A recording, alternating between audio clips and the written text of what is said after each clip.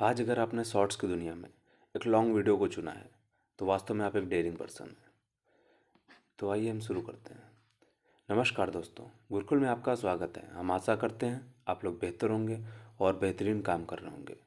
इस वीडियो में हम जानेंगे इतिहास, भारत एवं विश्व का। हम ये तो नहीं कह सकते हैं कि ये वीडियो कितनी लंबे होने वाली है, लेकिन एक बात वास्तव में हम कह सकते हैं कि इस वीडियो को देखने के बाद आप पहले जैसे व्यक्ति नहीं रहेंगे, क्योंकि इसमें हम प्राचीन इतिहास के महत्वपूर्ण तथ्यों की बात करेंगे। जैसे पहले हम बात करेंगे प्रागैतिहासिक काल की, फिर आएगा आद्य ऐतिहासिक काल और फिर आएगा ऐतिहासिक काल, जिसमें हम देख सकते हैं प्रागैतिहासिक काल के भी सब पार्ट्स दिए हुए हैं, फिर आद्य ऐतिहासिक काल भी दिए हुए हैं, फिर ऐतिहासिक काल भी दिए हुए हैं।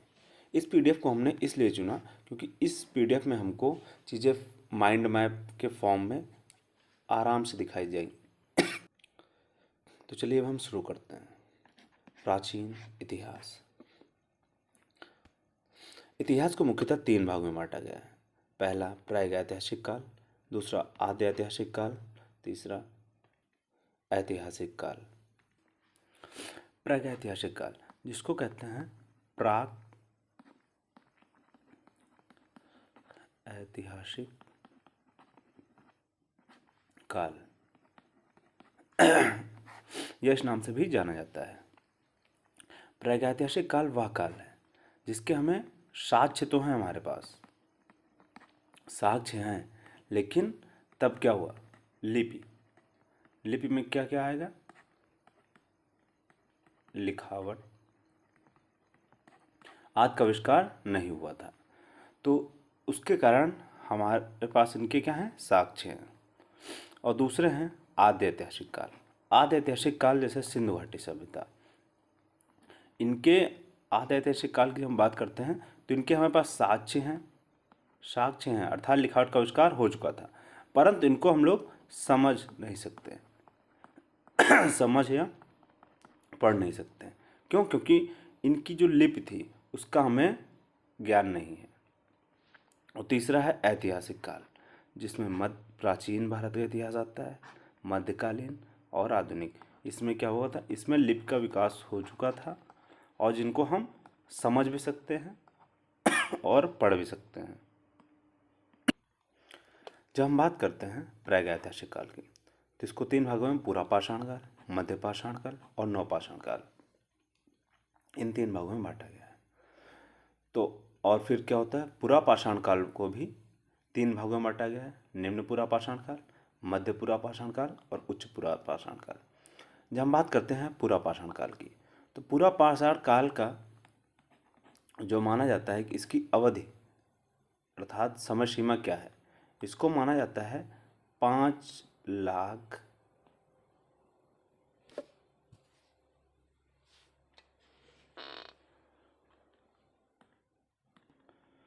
ईसा पूर्व से 10,000 ईसा पूर्व तक। ये क्या माना जाता है? ये माना जाता है पूरा पाषाण काल। ठीक है। और फिर जो मध्य पाषाण काल है वो माना जाता है 10,000 ईसा पूर्व से 6,000 ईसा पूर्व तक। 6,000 ईसा पूर्व तक ये क्या होगा? ये हो गया मध्य पाषाण काल। और जो नव पाषाण काल है उसको माना जाता है 6,000 ईसा पूर्व से 1,000 ईसा पूर्व तक। ठीक है। हम जब बात करते हैं पूरा पाषाण काल की, तो पूरा पाषाण काल में क्या था? बड़े बड़े पत्थर थे। ठीक है। फिर धीरे धीरे जब मानव का विकास हुआ तो उसने इन पत्थरों से फिर क्या किए? औजार बनाए और निवास करने के लिए उसने गुफाओं का उपयोग किया, क्योंकि तब उनको गुफा ये सब बनाने के लिए इतना ज्ञान नहीं था, तो वो प्राकृतिक चीज़ों पर निर्भर थे। और जब बात आती है मध्य पाषाण काल, तो मध्य पाषाण काल में हमको जो औजार हैं, औजार औजार के हमें छोटे रूप देखने को मिलते हैं, छोटे रूप देखने को मिलते हैं। और नवपाषाण काल में क्या होता है, इसमें आग और पहिए का आविष्कार हो चुका था, जिससे मानव ने बहुत तेजी के साथ विकास किया। तो हम इसमें देखते हैं यहाँ पर आग और पहिए का आविष्कार हो चुका था। यहाँ पे औजार जो थे वो छोटे पत्थरों और नुकीले पत्थरों का उपयोग होने लगा था। और आदि ऐतिहासिक काल की जब हम बात करते हैं, इसको दो भागों में बांटा गया, सिंधु घाटी सभ्यता और वैदिक सभ्यता। सिंधु घाटी सभ्यता, इसको कांस्य युगीन सभ्यता भी कहते हैं, कांस्य युगीन सभ्यता। चलिए अभी ये आगे यहाँ पे हम देखेंगे फिर। और दूसरा है वैदिक सभ्यता। वैदिक सभ्यता को दो भागों में बांटा गया, जो कि 1500 ईसा पूर्व से 600 ईसा पूर्व तक था। पहले आता है प्रारंभिक वैदिक काल, जिसमें क्या हमको मिलता है, प्रारंभिक वैदिक काल में ऋग्वेद, ऋग्वेद। और उत्तर वैदिक काल में हमको यजुर्वेद, सामवेद, अथर्ववेद,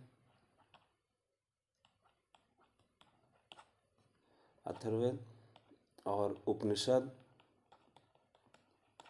ये सब चीज़ें हमको देखने को मिलती हैं उत्तर वैदिक काल में। फिर हम बात करते हैं ऐतिहासिक काल की, जिसमें प्राचीन भारत के इतिहास, फिर मध्यकालीन भारत के इतिहास और फिर आधुनिक भारत के इतिहास हमको देखने को मिलता है। हम पूरा पाषाण काल के स्थलों के बारे में देखते हैं।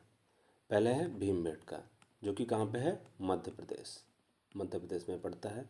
और इससे हमें प्राप्त होता है भीमबेटका गुफा चित्र। दूसरा है मध्य पाषाण कालीन। अच्छा, इसको याद करने के लिए हम क्या कर सकते हैं, भीमबेटका को भीमबेटका से याद रख सकते हैं। दूसरा है मध्य पाषाण काल, इसमें है सराय नाहर राय और महदहा, ये उत्तरी भारत में है, ठीक है। जहाँ से हमको क्या मिलता है, मानव के अस्थिपंजर का पहला अवशेष। तो इसको हम ये कह सकते हैं सराय, जहाँ पे क्या होता है, रहने का स्थान हम कह सकते हैं, सराय पहले बोलते थे। और नाहर, या फिर इसको हम लोग सिर्फ याद करने के लिए, नाहर अर्थात नहर। तो क्या करते हैं, मानव पहले अपने अस्थिपंजरों को कहाँ पे, नहर में ही विसर्जित कर सकते हैं। थोड़ा सा हम याद कर सकते हैं हिंट लेने के लिए, बाकी ऐसा कुछ नहीं। दूसरा है चौपानी मांडो। चौपानी मांडो की हम जब बात करते हैं तो वहाँ से हमें वन निधान का प्रमाण प्राप्त होता है। अब हम चौपानी के अगर पानी लेते हैं, सिर्फ पानी, तो हमको क्या मिल जाएगा इधर, धान। तो हम याद कर सकते हैं पानी धान, ये याद रह सकता है। तीसरा है फिर आदमगढ़ बागौर, यहाँ से हमको क्या मिलता है, पशुपालन के साक्ष्य।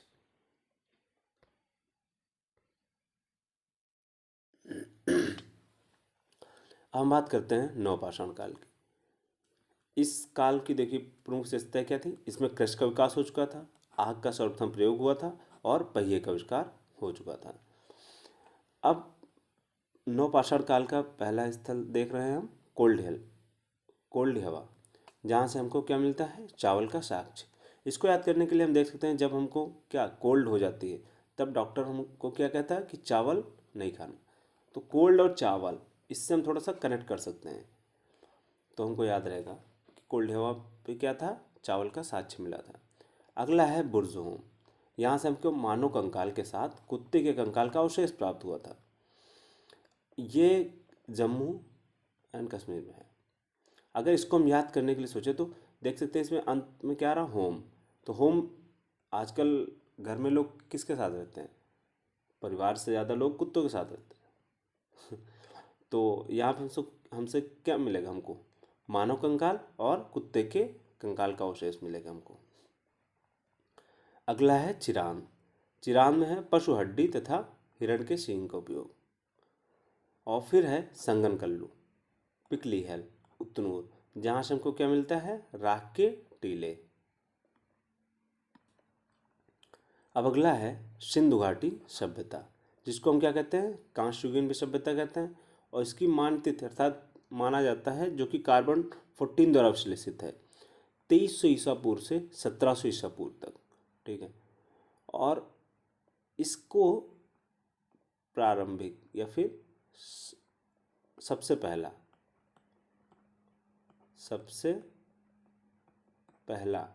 नगरीय, सबसे पहली नगरीय सभ्यता भी कहते हैं। इसको सबसे पहली नगरीय सभ्यता भी कहते हैं। इसका विस्तार देखते हैं मगर, तो उत्तर में मांडा जो कि चिनाब तट पर है, और दक्षिण में दैमाबाद जो कि गोदावरी तट पर है, और पूर्व में आलमगीर जो कि हिंडन तट पर है, और पश्चिम जो कि सुतकांगटोर दास्क तट पर है। आइए इसको मैप पे देखते हैं। ये अगर हमारा प्यारा भारत है, ठीक है, मैप थोड़ा सा, चलिए कोई बात नहीं, समझना ही तो है।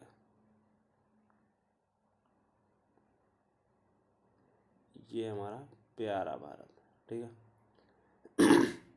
मांडा हमको यहाँ पे देखने को मिल जाएगा कहीं पे, ठीक है। ये हो जाएगा क्या, मांडा। और दक्षिण में दैमाबाद जो कि गोदावरी तट पर है यहाँ पे। और सर चलो मैप चला गया। हम बात करते हैं सिंधु घाटी सभ्यता के महत्वपूर्ण स्थल और उनकी अवस्थित क्या है, उनको उत्खननकर्ता कौन थे, और उनको किस वर्ष खोजा गया है। हम मान सकते हैं आपको वीडियो थोड़ा सा बोरिंग लगेगी, लेकिन वास्तव में आप इस वीडियो को एक रिकॉलिंग की तरह देखिए कि आप जो ये जैसे हड़प्पा स्थल देख पा रहे हैं, तो इसके बारे में आप कितनी चीज़ें रिकॉल कर पा रहे हैं। तो चलिए देखते हैं। शुरुआत करते हैं हड़प्पा से, जो कि मांटगोमरी ज़िला है, पंजाब पाकिस्तान में है, और रावी नदी के बाएं तट पर स्थित है। अब जैसे हम मान लो कह रहे हैं रावी नदी के बाएं तट पर, तो हम कैसे जानेंगे कि कौन सी नदी का बाएं तट है, कौन सा दाएं तट है। तो नदी जिस दिशा में प्रवाहित होती है, जैसे मान लीजिए रावी नदी की बात हो रही, तो ये प्रवाहित होती है पूर्व से पश्चिम की ओर थोड़ा सा, फिर ऐसे ये जा रही है। तो अगर इसका प्रवाह ये ऐसे हो रहा है, ये, तो ये इसका हो जाएगा बायां तट, और ये हो जाएगा दायां तट। नदी जिस ओर प्रवाहित हो रही है उस ओर अगर हम मुंह करके खड़े होते हैं, तो हमारा बायां तट जिस ओर होगा, बायां हाथ जिस ओर होगा वो होगा बायां तट, और दायां हाथ जिस ओर होगा वो होगा दायां तट। तो इसका उत्खननकर्ता कौन था, दयाराम साहनी, जिन्होंने 1921 में खोजा था। इससे हमको प्राप्त होता है विशाल अन्नागार, और समाधान, और नृत्य मुद्रा का खंडित धड़, और आयताकार मुहर पर स्त्री के गर्भ से निकलता पौधा। कई बार क्वेश्चन में हमसे ये पूछ लेते हैं, क्या सिंधु घाटी सभ्यता के लोग पूजा करते थे? हाँ, वो प्रकृत पूजा करते थे। ये स्त्री के गर्भ से निकलता पौधा, जिसको प्रकृत देवी की संज्ञा दी गई है। और विशाल अन्नागार, ये सिंधु घाटी सभ्यता, जिसको हड़प्पा सभ्यता भी कहते हैं। क्यों? क्योंकि सबसे पहले जो खोजा गया स्थल था वो हड़प्पा स्थल ही था, इसी कारण इसको क्या कहते हैं, हड़प्पा सभ्यता भी कह देते हैं। तो विशाल अन्नागार सिंधु घाटी सभ्यता से प्राप्त हुआ सबसे बड़ा स्थल है।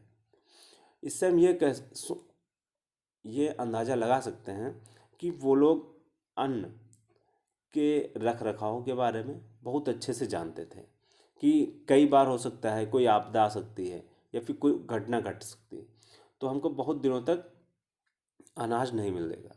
तो इसके कारण उन्होंने विशाल अन्नागार बनाए थे। दूसरा है मोहनजोदड़ो, जो कि सिंधु नदी के दाएं तट पर है, और लरकाना जिला जो कि पाकिस्तान में स्थित है। इसकी खोज की थी राखालदास बनर्जी ने। इसका खोज वर्ष है 1922। यहाँ से हमें बृहत स्नानागार, विशाल अन्नागार और नर्तकी की कांस्य मूर्ति, जैसे हम लोग कह रहे थे इसको कि एक कांस्य युगीन सभ्यता कहते हैं। क्यों? क्योंकि हमको यहाँ से जब हम लोग इसका उत्खनन किए तो यहाँ से हमको देख सकते हैं कि कांस्य मूर्ति प्राप्त हो रही है, ठीक है। और दूसरा है फिर एक मुद्रा पर पद्मासन की मुद्रा में विराजमान एक योगी, जिनके 3 मुख हैं। अगला स्थल है लोथल, जो कि कहाँ पर, भगवा नदी के तट पर स्थित है, जो अहमदाबाद गुजरात में अवस्थित है। इनकी खोज की थी S.R. राव ने 1955 में। यहाँ से हमको मिलता है 3 युगल समाधिकरण, जो कि कई बार पेपर में पूछा जा चुका है, पेपर के लिए इम्पॉर्टेंट है। और फिर मिलता है लोथल से हमें डॉकयार्ड, गोदीवाड़ा, ये भी इम्पॉर्टेंट है। मन के बनाने के कारखाने, ये भी इम्पॉर्टेंट है। हाथी दांत का पैमाना। फिर अगला है धौलावीरा, जो कि कच्छ करण अर्थात गुजरात में अवस्थित है, जिसकी खोज की थी R.S. बिष्ट ने 1990 से 91 के मध्य, और JP जोशी भी थे साथ में 1967 से 68 में, जिन्होंने की थी खोज। यहाँ से हमको मिलता है उन्नत जल प्रबंधन। ये कई बार क्वेश्चन पेपर में पूछा जा चुका है, जो कि मोस्ट इम्पॉर्टेंट है। ठीक है, कि उन्नत जल प्रबंधन हमको सिंधु घाटी सभ्यता के किस स्थल से देखने को मिलता है, जो कि क्या होगा, धौलीवीरा। यहाँ से हमको 10 चिन्हों वाला एक शिलालेख भी मिलता है। अगला स्थल है कालीबंगा, जो कि हनुमानगढ़ अर्थात राजस्थान में स्थित है, जिसकी खोज BB लाल और BK थापड़ ने की थी 1961 में। यहाँ से हमको कच्ची ईंटों के बने भवन मिलते हैं और जुते हुए खेत मिलते हैं। ये कई बार प्रश्न हमें पेपर में देखने को मिल जाता है। और यहीं से हमको मिलते हैं भूकंप आने के साक्ष्य, और प्रायः सभी घरों में कुएं देखे जाते हैं। जो भूकंप है, सिंधु घाटी सभ्यता के अंत होने अर्थात नष्ट होने के मुख्य साक्ष्यों में से एक भूकंप भी माना जाता है। अगला है राखीगढ़ी, जो कि घग्गर या सरस्वती नदी के तट पर था, हिसार अर्थात हरियाणा में, जिसकी खोज की थी सूरजभान ने। यह भारत में स्थित सबसे बड़ा सैंधव स्थल है, अर्थात भारत में इसकी अवस्थित सबसे बड़ी है। फिर है बनावली, जो कि फतेहाबाद हरियाणा में है। यहाँ से हमको ये R.S. बिष्ट भाई साहब खोज के देते हैं 1973 से 74 में। यहाँ पक्की मिट्टी की बनी हल्की प्रगति हमको मिलती है। ये कई बार प्रश्न पूछा जा चुका है पेपर में। और फिर अगला है रोपड़, जो कि सतलज नदी तट पंजाब में है, जिसकी खोज की थी यज्ञदत्त शर्मा ने 1953 से 56 के मध्य। यहाँ से हमको मिलता है मनुष्य के साथ पालतू कुत्ता दफनाए जाने का साक्ष्य, और उधर हमको मिलता था सेम चीज नवपाषाण काल में भी देखने को मिलती थी, कि मनुष्य के साथ पालतू कुत्ता दफनाया गया था। ये जो दी है, ये जो सारणी दी हुई है, इसमें सबसे ज़्यादा इम्पोर्टेंट है स्थल और उनके पास कौन सी नदी गुजरती है। ठीक है, बाकी खोजकर्ता कभी कोई पूछते हैं, कभी कोई नहीं पूछते हैं। स्थल और उनकी अवस्थित नदी और उनसे प्राप्त, ये बहुत इम्पोर्टेंट है एग्जाम्स के लिए। सिंधु घाटी सभ्यता के बाद हम देखेंगे वैदिक सभ्यता। अच्छा, सिंधु घाटी सभ्यता के बारे में कहा जाता है कि यह उस समय की बहुत ही विकसित शहरी सभ्यता थी, लेकिन इसका अंत कैसे हो गया, इसके बारे में कहा जाता है कि उन लोगों ने या तो प्राकृतिक संसाधनों का अत्यधिक दोहन किया, या तो फिर वहाँ पे क्या आ गया, भूकंप आ गया। ठीक है, तीसरा कारण माना जाता है कि या तो वहाँ पे कोई महामारी आ गई, और या फिर अकाल पड़ गया। इन सभी कारणों की वजह से लोग क्या हुए, लोगों ने वह स्थान छोड़ के दूसरे स्थानों पर निवास करने की सोचा, लेकिन वास्तव में हमको नहीं पता है कि उनके साथ क्या हुआ। तो चलिए हम देखते हैं वैदिक सभ्यता। वैदिक सभ्यता सबसे पहले हम वैदिक सभ्यता में देखेंगे वेद। ठीक है, वेदों की कुल संख्या 4 है। इनके संकलनकर्ता कहलाते हैं, माना जाता है कि इनके जो संकलनकर्ता थे वो थे महर्षि कृष्णद्वैपायन और वेदव्यास। महर्षि कृष्ण द्वैपायन, वेदव्यास। और सबसे प्राचीन वेद है ऋग्वेद, और ऋग्वेद में कितने 10 मंडल हैं, और जिनमें से सबसे प्राचीन है 2 से 7 तक, 1, 8, 9 और 10। ये बाद में लिखे गए हैं। वेद त्रयी कहते हैं ऋग्वेद को, सामवेद को और यजुर्वेद को। ऋग्वेद कालीन सबसे महत्वपूर्ण देवता थे इंद्र, जिनके बारे में 250 सूक्त हैं। फिर आते हैं अग्नि, जिनके बारे में 200 सूक्त हैं। और बोगस कोई अभिलेख में उल्लेखित वैदिक देवता इंद्र, वरुण, मित्र और नाशत्य हैं। वैदिक कार्यों की भाषा संस्कृत थी।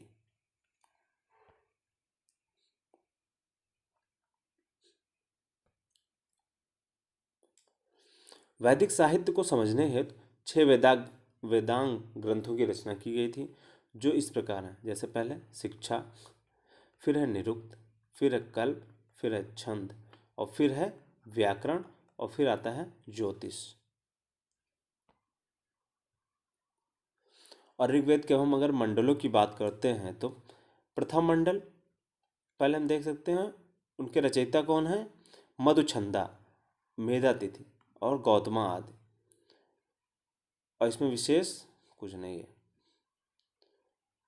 और अच्छा, वेदों को क्या कहा जाता है? वेदों को श्रुति भी कहा जाता है। क्यों?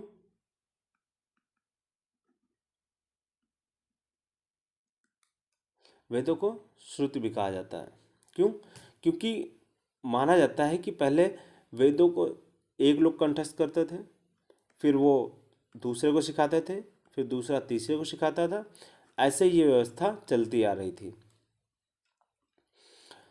तीसरा मंडल है विश्वामित्र, जिनके रचयिता हैं, और इसमें क्या है? गायत्री मंत्र का वर्णन है। चौथे मंडल के रचयिता हैं वामदेव, जो कि कृषि से संबंधित हैं। पंचम है अत्रि और षष्ठम के हैं भरद्वाज। सप्तम के हैं वशिष्ठ, जिसमें दशराज युद्ध का वर्णन है। अष्टम है कण्व एवं अंगिरस और नवम है ऋषिगण, जिसको सोमंडल भी कहा जाता है। और दसम है विमदा, इंद्र, शची और अन्य, जिसमें पुरुष सूक्तों अर्थात चारों वर्णों का वर्णन है। 4 वर्ण कौन कौन से? ब्राह्मण, क्षत्रिय, वैश्य, शूद्र। हम वैदिक साहित्य का विकास देख लेते हैं। सबसे पहले क्या लिखे गए? संहिता। जैसे ऋग्वेद सबसे पहले लिखा गया, फिर यजुर्वेद, सामवेद और अथर्ववेद। इनके ब्राह्मण हैं। संहिता के भाष्य के रूप में लिखे गए ग्रंथों को क्या कहते हैं? ब्राह्मण। और आरण्यक ब्राह्मण ग्रंथों के परिशिष्ट। अब इनके परिशिष्ट कौन से लिखे गए? आरण्यक। और आरण्यक के विशिष्ट भाग हैं उपनिषद, जो है भारतीय दर्शन के स्रोत माने जाते हैं।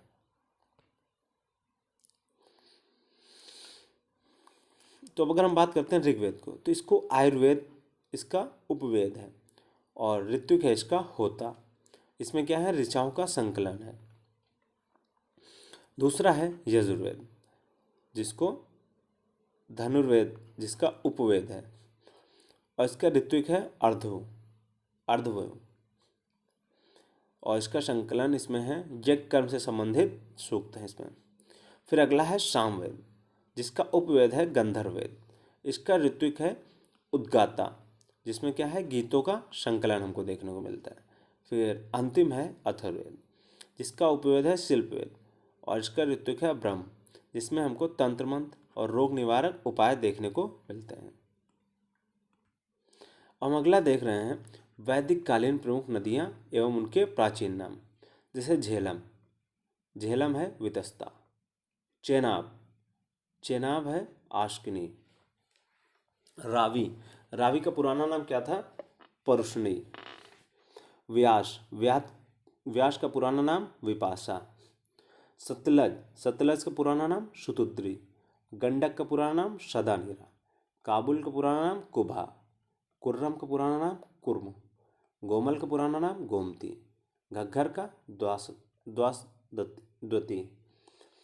और अगली नदी है स्वाद, जिसका पुराना नाम है सुवास्तु।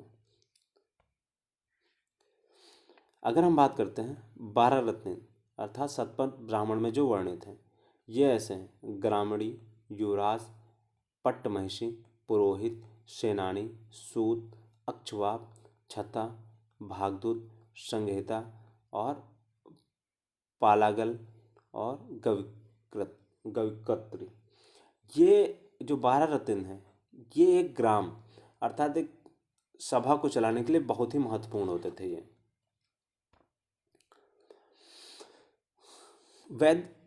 वैदिक सभ्यता में हमको षोडश या फिर षोडश संस्कार भी देखने को मिलता है, जिसमें क्या होता था, गर्भधान होता था, ठीक है, फिर पुंसवन होता है, फिर श्रीमांतोन्नयन होता था, फिर जातकर्म होता था, फिर नामकरण होता था, और फिर निष्क्रमण, अन्नप्राशन, चूड़ाकरण, कर्णवेद और विद्यारंभ हमको देखने को मिलता है। फिर था उपनयन संस्कार, फिर वेदारंभ, फिर केशांत, जिसको हम लोग केशांत मुंडन भी कहते हैं, समावर्तन, विवाह, फिर होती थी अंत्योष्टि।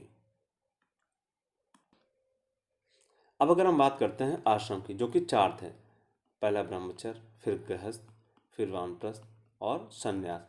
इन चारों आश्रमों का उल्लेख हमको जवालों उपनिषद में देखने को मिलता है। और उस समय विवाह के प्रकार कितने थे? उस समय विवाह के प्रकार 8 थे।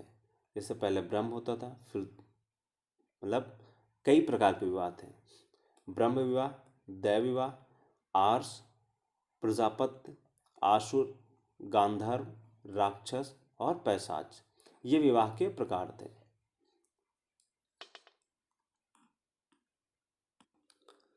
अगली सारणी है जिसमें हम देखेंगे वेद, शाखा, ब्राह्मण, अरण्यक, उपनिषद और उनमें क्या विशेष था। वास्तव में श्रेणी मतलब जो सारणी है, ये देखने में आपको बोरिंग लग सकती है, लेकिन वास्तव में आप मानिए इसमें आपको सभी चीज़ें इकट्ठा मिल जाएंगी। थोड़ा माइंड के लिए कठिन कार्य हो जाता है कि इतनी चीज़ों को एक साथ समझना और उनको याद रखना, लेकिन ये प्रारंभ में आपको तो थोड़ा सा दुखदायी होगा, लेकिन अंत में बहुत ही सुखदायी होगा, क्योंकि आपको जब लगेगा कि सारी चीज़ें एक ही जगह पे मिल रही हैं तो आपका समय बचेगा और रिवीजन में आसानी होगी। तो हम पहले देखते हैं ऋग्वेद की। इसके ब्राह्मण है ऐतरेय और कौशिकी, जिसको हम संखायन के नाम से भी जानते हैं। इसका अरण्यक है ऐतरेय और कौशिकी, और इसके उपनिषद हैं ऐतरेय, कौशिकी। इसमें विशेष है ऐतरेय ब्राह्मण में राष्ट्रीय यज्ञ और सतयुग, त्रेता, द्वापर एवं कलयुग का वर्णन हमको देखने को मिलता है। फिर हम बात करते हैं यजुर्वेद की, जिसकी शाखा है कृष्ण यजुर्वेद, जिसको काठक, और फिर कपिष्ठल, फिर मैत्रायणी, फिर तैत्रीय, और इसका ब्राह्मण है तैत्रीय। अरण्यक है तैत्रीय और मैत्रायणी। जब हम बात करते हैं उपनिषद की, इसका उपनिषद है तैत्रीय, मैत्रायणी, श्वेताश्वर और कठोपनिषद। इसी में हमको देखने को मिलता है तमसोमा ज्योतिर्गमय। यह कथन किसमें? बृहदारण्यक उपनिषद से लिया गया है। सतपथ ब्राह्मण में याज्ञवल्क्य मैत्री संवाद हमको देखने को मिलता है, और जल प्लावन की कथा, विधेय माधव की कथा और पूर्वा उर्वशी आख्यान का उल्लेख हमको देखने को मिलता है। फिर हम जब बात करते हैं बृहदारण्यक की, तो इसमें याज्ञवल्क्य गार्गी संवाद हमको देखने को मिलता है। और फिर जब हम बात करते हैं कठोपनिषद की, तो इसमें यम नचिकेता संवाद और स्त्रियों को यज्ञोपवीत धारण करने का अधिकार तैत्रीय उपनिषद देता था। वैदिक काल की एक मुख्य बात बता देते हैं। वैदिक काल में स्त्रियों को, वैदिक काल में स्त्रियों को उपनयन संस्कार करने की अनुमति थी, और उनको यज्ञ में बैठने की अनुमति थी, और वो सभाएं कर सकती थी। ठीक, ये सब चीज़ें उनको वैदिक काल में प्राप्त थे। लेकिन उत्तर वैदिक काल आते थे इन सब चीज़ों में डिक्लाइन देखा गया, अर्थात गिरावट।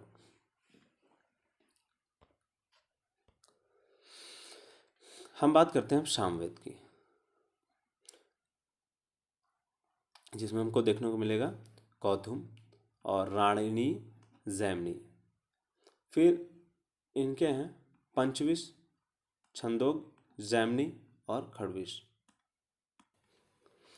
इनके अरण्यक हैं छंदोग्य और जैमिनी, और उपनिषद हैं छंदोग्यन। छंदोग्य उपनिषद जो है सबसे प्राचीन उपनिषद माना जाता है। इसी उपनिषद में कृष्ण का उल्लेख भी किया गया है, और इसमें सत्यकाम जावाल कथा और उद्दालक अरुणि और श्वेत केतु संवाद का उल्लेख है। ब्रह्मचर्य, गृहस्थ एवं वानप्रस्थ नामक 3 आश्रमों का उल्लेख हमको किसमें, छंदोग्य उपनिषद में देखने को मिलता है। अब बात करते हैं अथर्ववेद। तो इसकी शाखा कौन कौन सी हैं, शौनाक और पिप्लवाद, ब्राह्मण है, गोपद। और इसके उपनिषद हैं मुंडको, मांडुक्य और प्रश्न। सत्यमेव जयते जो कि भारत का ऑफिशियल कोट है, ये मुंडकोपनिषद से लिया गया है।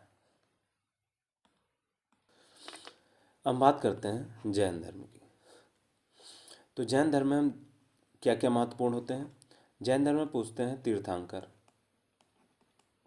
तीर्थंकर और अंतिम तीर्थंकर हैं महावीर स्वामी, इनके बारे में पूछते हैं।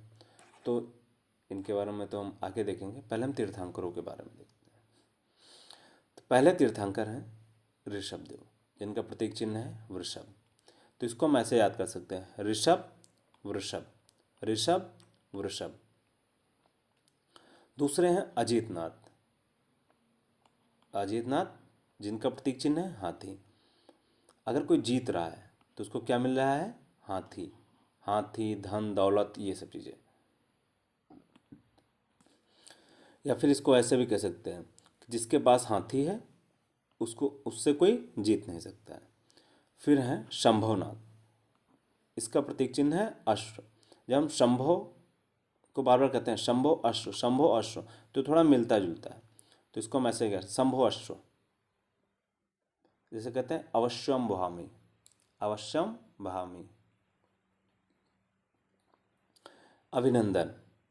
अभिनंदन का प्रतीक चिन्ह है बंदर।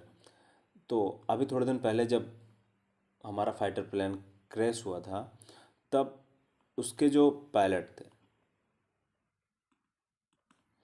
अभिनंदन, तो वो क्या किए थे, वो बंदर की तरह, मतलब बुरा नहीं मानना, वो पाकिस्तान में कूद गए थे, मान सकते हैं, सिर्फ याद करने के लिए। फिर हैं सुमितनाथ, जो कि क्रॉन्च पक्षी। अब मैं किसी का नहीं बना रहा हूँ क्योंकि किसी को क्या बुरा लग सकता है। सुमितनाथ जो कि हैं क्रॉन्च पक्षी। फिर है पद्म प्रभु, जिनका प्रतीक चिन्ह है कमल। फिर अगले हैं सुपार्श्वनाथ, जिनका प्रतीक चिन्ह है स्वास्तिक। फिर अगले हैं चंद्र प्रभु, जिनका प्रतीक चिन्ह है अर्धचंद्र। फिर अगले हैं पुष्पदत्त, या फिर इनको कहते हैं सुविच्छनाथ, जिनका प्रतीक चिन्ह है मकर।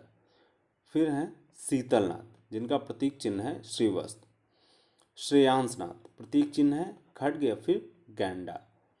फिर अगले हैं 12वें नंबर के वाशुपूज, जिनका प्रतीक चिन्ह है भैंसा। फिर अगले तीर्थंकर हैं विमलनाथ, जिनका प्रतीक चिन्ह है वारा। फिर अगले तीर्थंकर हैं अनंतनाथ, जिनका प्रतीक चिन्ह है बाज। फिर अगले तीर्थंकर हैं धर्मनाथ, जिनका प्रतीक चिन्ह है वज्रदंड। फिर हैं शांतिनाथ, जिनका प्रतीक चिन्ह है हिरण। फिर अगले हैं कुंभनाथ, जिनका प्रतीक चिन्ह है बकरा। फिर हैं अरनाथ, जिनका प्रतीक चिन्ह है मत्स्य। फिर आते हैं मल्लीनाथ, जो कि कई बार पूछा जा चुका है, इनका प्रतीक चिन्ह है कलश। फिर हैं मुनि सुव्रत, जिनका प्रतीक चिन्ह है कछुआ। फिर हैं नमिनाथ, जिनका प्रतीक चिन्ह है नीला कमल, ये भी पूछा जा चुका है। फिर हैं अरष्टनेमी या नेमिनाथ, शंख, ये भी इम्पॉर्टेंट है। पार्श्वनाथ, ये इम्पॉर्टेंट है, ये भी, जिनका प्रतीक चिन्ह है सर्प। पूछ लेते हैं कि 23वें तीर्थंकर कौन थे कभी कभी। और अंतिम जो कि सबसे ज़्यादा इम्पॉर्टेंट है महावीर स्वामी, जिनका प्रतीक चिन्ह है सिंह। हम देखते हैं महावीर स्वामी के बारे में। महावीर स्वामी का जन्म 599 ईसा पूर्व हुआ था और इनका जन्म स्थल है कुंडग्राम, जो कि वैशाली में स्थित है। इनके पिता थे सिद्धार्थ, जो कि ज्ञात्रक कुल के प्रधान थे, और माता त्रिशला अथवा विदेहदत्ता थी, जो कि लिच्छवी के राजा चेतक की बहन थी। इनका बचपन का नाम वर्धमान था और इनकी पत्नी जो थी यशोदा थी, जो कुंडी गोत्र की कन्या थी, और पुत्री थी अड़ोज्जा अथवा प्रियदर्शना, और दामाद एवं प्रथम शिष्य थे जामाली। इनको ज्ञान की प्राप्ति कहाँ पे होती है? जंभिक गांव के समीप होती है, जो कि ऋषपालिका नदी के तट पर है और साल वृक्ष के नीचे प्राप्त होता है इनको ज्ञान। और प्रथम उपदेश ये राजगृह में बराकर नदी के तट पर देते हैं। और इनका प्रथम शिष्य कौन था? जामाली, जो कि इनका दामाद भी था। और उपदेश इन्होंने देने के लिए कौन सी भाषा चुनी? प्राकृत, जो कि अर्धमागधी थी। और मृत्यु इनकी 527 ईसा पूर्व हो जाती है, जो कि पावा में मल्ल गणराज के षष्ठपाल के राजप्रसाद में होती है। जैन ग्रंथ के त्रिरत्न सम्यक दर्शन, सम्यक ज्ञान और सम्यक आचरण। इसको याद करने के लिए थोड़ा आप ऐसा तरीका लगा सकते हैं कि जब आप किसी चीज़ का दर्शन करते हैं, किसी व्यक्ति फिर किसी भी चीज़ का दर्शन करते हैं, उससे आपको फिर ज्ञान प्राप्त होता है, जिसका फिर आप आचरण करते हैं। ठीक है, तो थोड़ा सा ऐसा लॉजिक लगा के याद कर सकते हैं। और जैन धर्म के 5 महाव्रत कौन कौन से हैं? सत्य, अहिंसा, आस्तेय, अपरिग्रह और ब्रह्मचर्य। अहिंसा पता ही है कि हिंसा अर्थात मार काट या फिर खून खराबा, ये फिर जो भी है हिंसात्मक घटनाएं, ये नहीं करनी, अहिंसा। आस्तेय मतलब चोरी ना करना। ठीक है। अपरिग्रह मतलब सामान को इकट्ठा न करना। ठीक है। ब्रह्मचर्य तो पता ही सबको। हम बात करते हैं जैन संप्रदाय की। जैन संप्रदाय वैसे तो ये उत्तर भारत में जन्मा या फिर विकसित हुआ, लेकिन होता क्या है कि एक बार उत्तर भारत में अकाल पड़ गया। तो अकाल की स्थिति में क्या हुआ? जैन संप्रदाय के 2 मान्य थे, एक थे स्थूलभद्र और दूसरे थे भद्रबाहु। तो होता क्या है कि जब अकाल पड़ा तो भद्रबाहु ये दक्षिण की ओर चले गए, और फिर ये वहाँ पे कुछ दिनों तक निवास किए। वहाँ पे इन्होंने अपने शिष्य बनाए जो भी किए। और फिर स्थूलभद्र जो दूसरे थे, ये इन्होंने क्या किया, ये यहीं पर रहे। और जब ये भद्रबाहु दक्षिण से वापस आए तो ये तो दिगंबर अभी भी थे। जैन संप्रदाय के लोग क्या हुआ, कहते हैं वस्त्र नहीं पहनते, ये पहले से ही दिगंबर थे, तो ये अभी भी दिगंबर थे। लेकिन अकाल वगैरह पड़ा, जो भी परिस्थितियां थीं उन सब में इन लोगों ने क्या किया, इन लोगों ने श्वेतांबर धारण किया। श्वेतांबर मतलब सफ़ेद वस्त्र धारण किया। और दिगंबर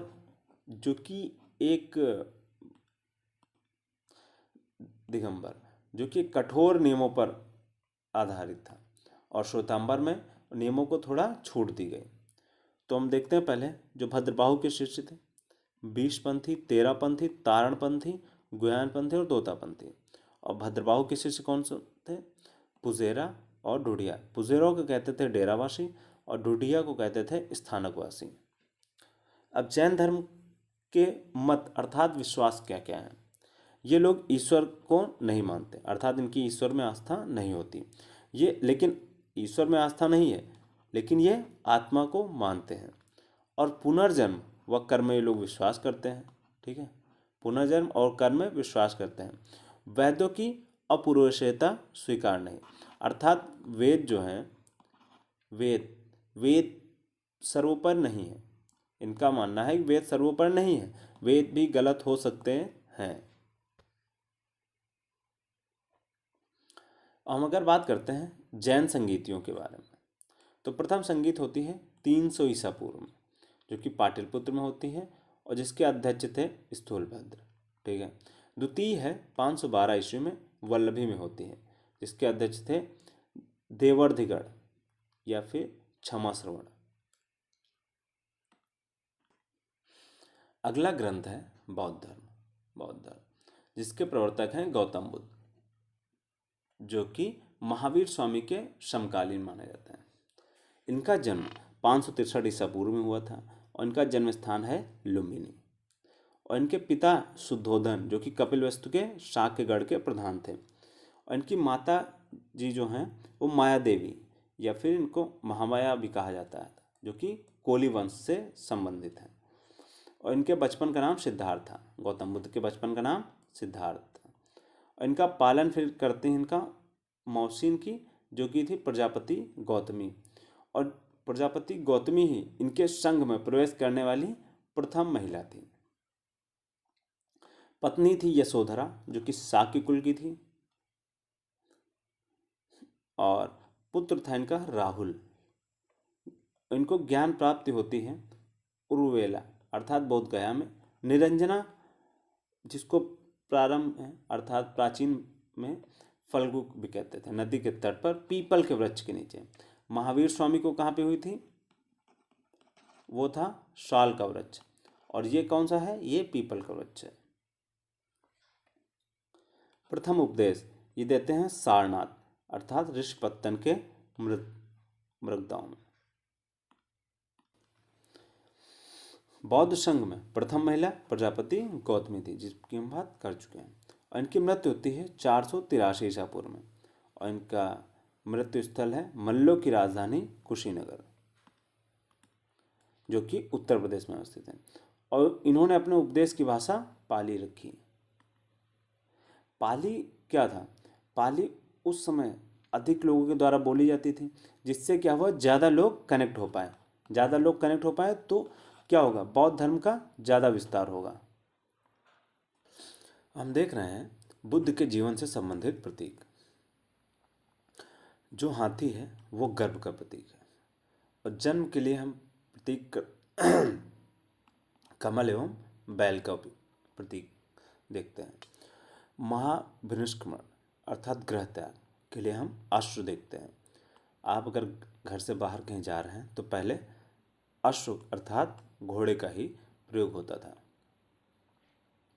निर्वाण अर्थात ज्ञान प्राप्ति के लिए पीपल वृक्ष, जिसके नीचे इनको ज्ञान प्राप्त हुआ। धर्मचक्र प्रवर्तक अर्थात प्रथम उपदेश के लिए चक्र का प्रतीक चिन्ह है।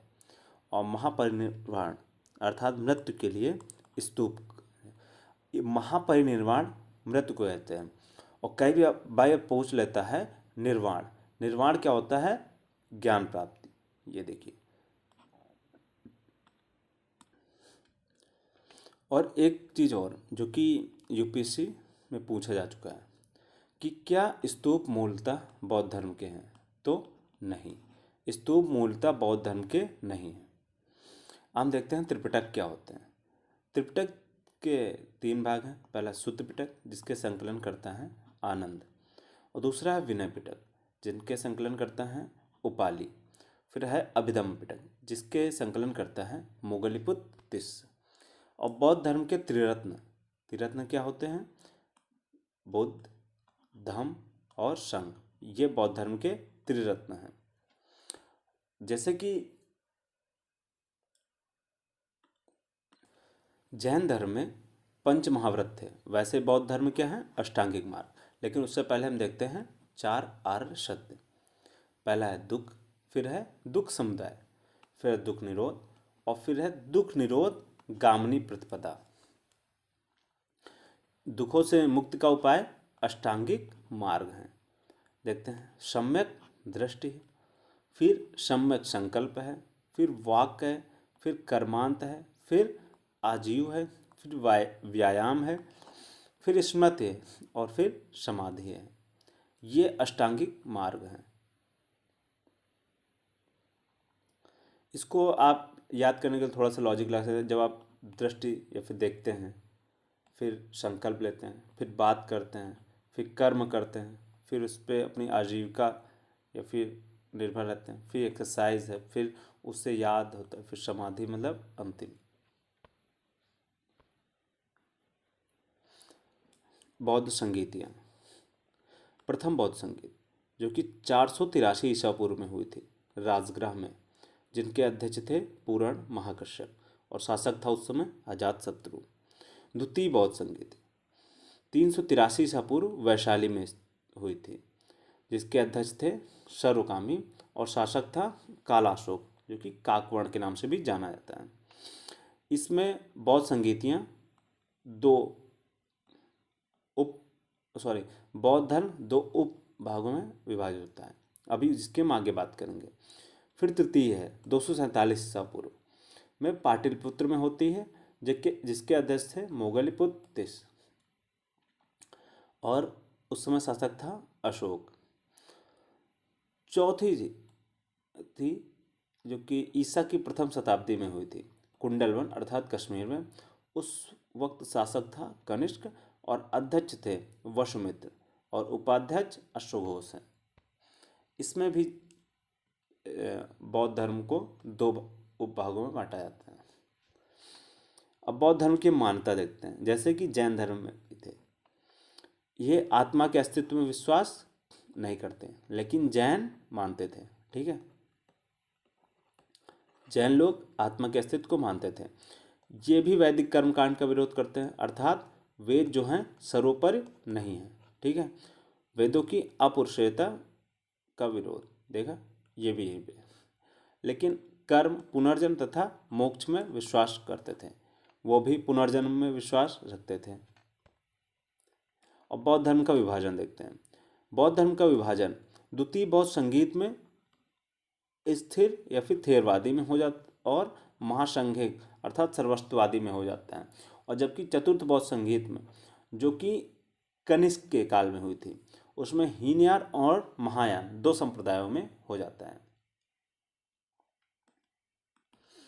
हम देखते हैं महाजनपद। इस 6ठी शताब्दी ईसा पूर्व आते तक छोटे छोटे जो जनपद थे, छोटे छोटे ये जनपद थे, इनको क्या हुआ, जो राजा यहाँ पे राज कर रहा है, फिर जो भी शासक था, वो क्या करेगा, अपनी सीमा का विस्तार करना चाहेगा, तो वो इस पर आक्रमण करेगा। इसको इसने जीत लिया तो ये देखिए ये बड़ा हो गया। तो ऐसे ही जो भी बलशाली शासक थे, उन लोगों ने क्या किया कि छोटे छोटे जितने भी थे उन सबको जीत के एक बड़ा महाजनपद स्थापित किया। और 16 महाजनपदों का उल्लेख हमको कहाँ से मिलता है, बौद्ध ग्रंथ, जैन ग्रंथ और कई बार हमको हिंदू धर्म ग्रंथ जैसे महाभारत आदि में भी देखने को मिल जाता है। लेकिन बौद्ध ग्रंथ और जैन धर्म को हम लोग विश्वसनीय मानते हैं, क्योंकि इनमें हमको ज़्यादातर देखने को मिलता है। बौद्ध ग्रंथ के अगुत्तर निकाय में और जबकि जैन ग्रंथ के भगवती सूत्र में हमको देखने को मिलता है। अच्छा, एग्ज़ाम में ये पूछ लेता है कि कभी कभी 16 महाजनपद कौन कौन से हैं, ये नहीं पूछता है, वो वास्तव में पूछता है महाजनपदों की राजधानी। और क्या आपको पता है कि जैसे अभी जो वर्तमान में भारत क्या है, एक गणराज्य है, लेकिन इससे पूर्व भी भारत में कई राज्य जो थे, जिनको कह सकते हैं छोटे छोटे गणराज्य स्थापित थे, जिनके बारे में हम अभी आगे पढ़ते हैं। पहला महाजनपद है अंग, जो कि सबसे पूर्वी महाजनपद था, जिसकी राजधानी चंपा थी। फिर दूसरा है अश्मक, जिसकी राजधानी पैठन या पोठन थी। फिर है अवंती, जिस उत्तरी अवंती की राजधानी उज्जैनी थी और दक्षिणी अवंती की राजधानी महिष्मती थी। फिर आता है गांधार, जिसकी राजधानी तक्षशिला या फिर पुष्कलावती थी। और फिर आता है कंभोज, जिसकी राजधानी हाटक या राजपुर थी।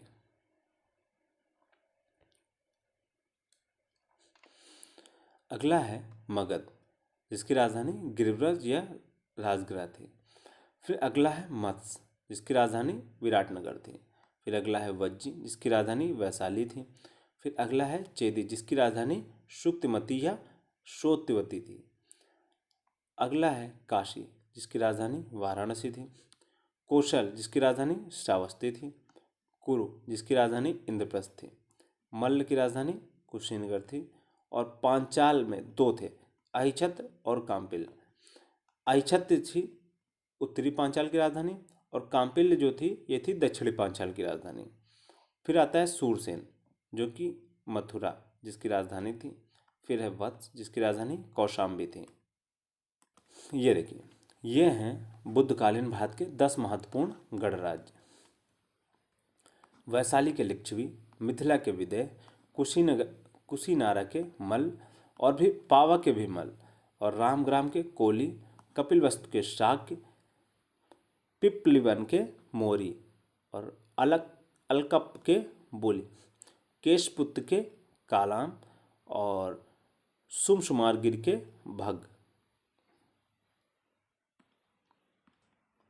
अब आगे के हम मगध वंशावली, फिर मौर्य एवं ये देखिए मौर्य एवं मौर्योत्तर काल, फिर जो भी आगे के हैं ये हम अब अगली वीडियो में देखेंगे।